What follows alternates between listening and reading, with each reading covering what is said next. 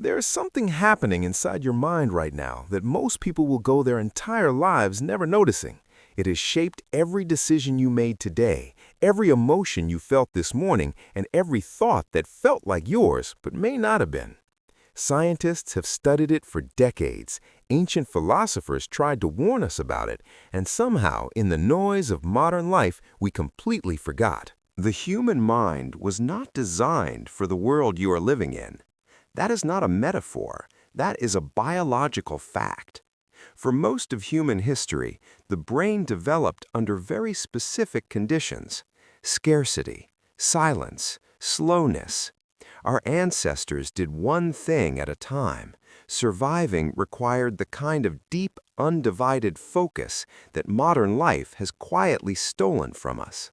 When the brain receives a new notification, a new sound, a new piece of information, it releases a small burst of dopamine. That chemical reward is the same mechanism involved in other forms of compulsive behavior. Over time, the default state of the mind becomes one of constant seeking, constant scanning, constant noise. And the brain is not broken, it is simply adapting to the wrong environment.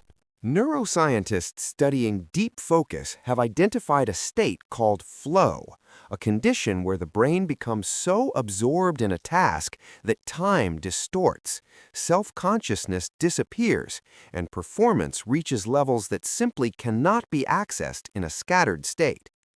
During flow, the part of the brain responsible for self-monitoring and social anxiety temporarily quiets. The inner critic goes silent. What remains is pure engagement. The ancient Stoic philosophers, writing nearly 2,000 years ago, described something remarkably similar. They called it prosoche, attention to oneself. Not self-obsession, but self-mastery. The practice of bringing the mind back again and again to the present moment.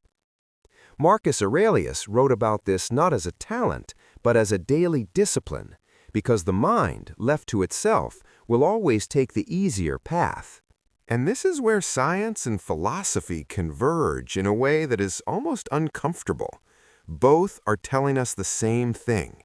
The quality of your attention is the quality of your life.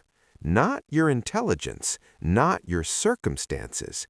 The depth to which you can be fully present determines what you are capable of building, feeling, and becoming. The good news is that the brain retains its capacity to change throughout life. Neuroplasticity means that patterns of distraction are not permanent. They were built through repetition, and they can be rebuilt through different repetition. Every time you bring your attention back deliberately and without judgment, you are, in the most literal sense, reshaping your own mind. This is not about productivity. It is about something much older and more essential. It is about the experience of being alive. The deepest human experiences, connection, creativity, purpose, all require presence. And in a world that profits from your distraction, that kind of presence has become an act of quiet resistance. Somewhere beneath the noise, beneath the notifications and the rushing and the endless sense that something more important is happening somewhere else, there is a version of you that knows how to be still. That version has not disappeared. It has simply been waiting, quietly, patiently, in the one place distraction can never reach, the present moment, right here, right now.